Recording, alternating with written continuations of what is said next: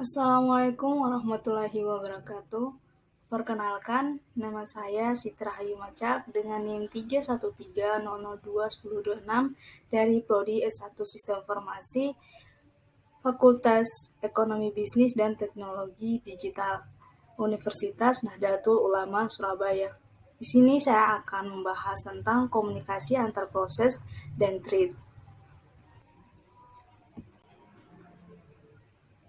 Komunikasi antar proses atau interproses communication adalah cara atau mekanisme pertukaran data antara satu proses dengan proses lainnya, baik itu proses yang berada dalam komputer yang sama atau komputer jarak jauh yang terhubung melalui jaringan. IPC terdiri atas protokol yang menjamin sebuah respon dari sebuah permintaan. Proses-proses yang membutuhkan komunikasi, proses-proses yang ingin dikomunikasikan harus memiliki sebuah cara untuk satu dengan lain. Proses yang ingin dikomunikasikan dapat menggunakan komunikasi langsung atau tidak langsung. Proses-proses yang membutuhkan komunikasi yaitu komunikasi langsung, komunikasi tidak langsung, sinkronisasi, dan buffering. Komunikasi langsung. Setiap proses yang ingin berkomunikasi harus memiliki nama yang bersifat eksplisit, baik penerimaan atau pengirim dari komunikasi tersebut. Dalam konteks ini, pengiriman dan penerimaan pesan secara primitif dapat dijabarkan sebagai berikut. Yang pertama ada send, P message, mengirim sebuah pesan ke proses P. Kedua, receive, key message, menerima sebuah pesan dari proses Q. Sebuah jaringan komunikasi pada bahasan ini memiliki beberapa sifat, yaitu yang pertama, sebuah jaringan yang didirikan secara otomatis di antara setiap pasang dari proses yang ingin dikomunikasikan. Proses tersebut harus mengetahui identitas dari semua yang ingin dikomunikasikan. Kedua, sebuah jaringan adalah terdiri dari penggabungan dua proses. Yang ketiga, di antara setiap pesan dari proses terdapat tepat sebuah jaringan. Yang kedua, komunikasi tidak langsung. Pada komunikasi tak langsung, pengiriman atau penerimaan pesan dilakukan melalui kotak surat atau mailbox. Kedua, mailbox adalah suatu objek yang mana pesan-pesan yang ditempatkan oleh proses atau dapat dihapus. Tiap-tiap mailbox memiliki identitas unik. Dua buah proses dapat saling berkomunikasi hanya jika mereka saling menggunakan mailbox secara bersama-sama. Dua proses dapat saling berkomunikasi apabila kedua proses tersebut sharing mailbox. Pengirim dan penerima dapat dijabarkan sebagai yang pertama send, message, mengirim pesan ke mailbox E. Yang kedua receive, message, menerima pesan dari mailbox. Yang ketiga, sinkronisasi. Komunikasi antara proses membutuhkan flashbacks untuk mengirim dan menerima data primitif.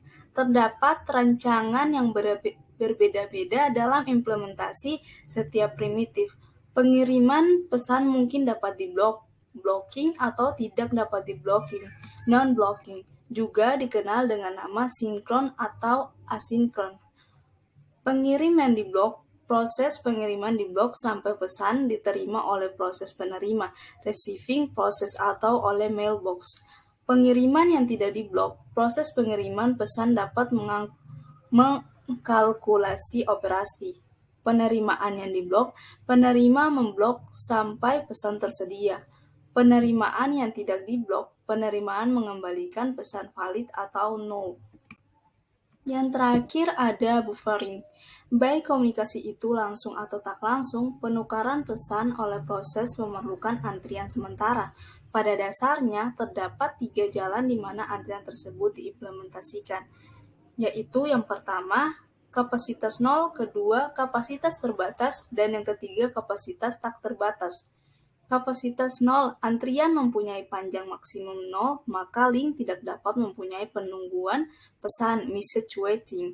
Dalam kasus ini, pengirim harus memblok sampai penerima menerima pesan.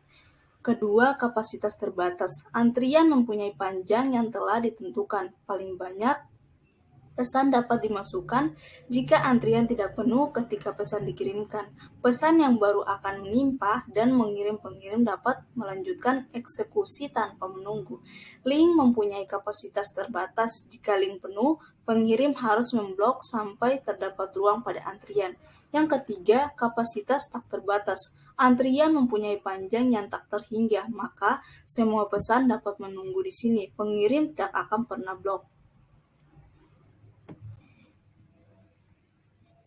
Thread. Definisi unit dasar dari penggunaan CPU. Thread terdiri dari thread ID, program counter, register, dan stop. Thread juga sering disebut lightweight process. Thread adalah sebuah alur kontrol dari sebuah proses.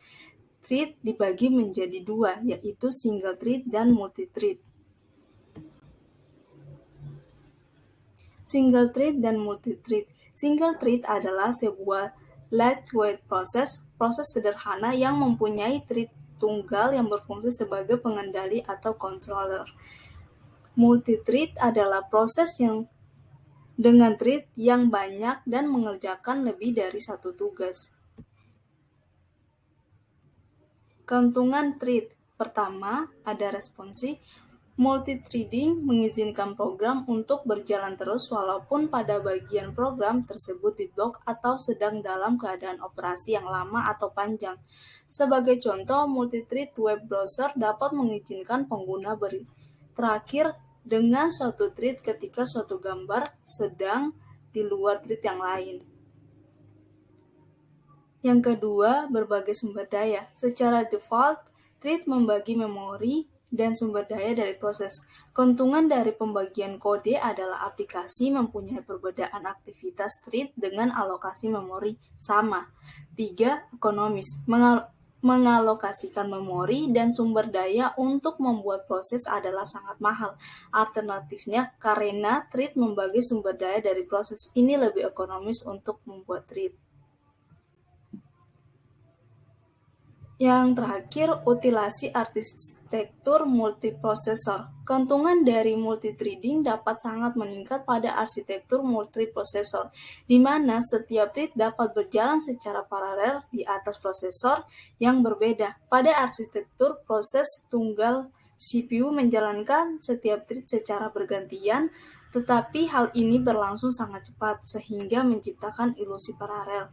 Tetapi pada kenyataannya hanya satu thread yang dijalankan CPU pada satu-satunya waktu. Satu satuan waktu pada CPU biasa disebut time slide atau quantum.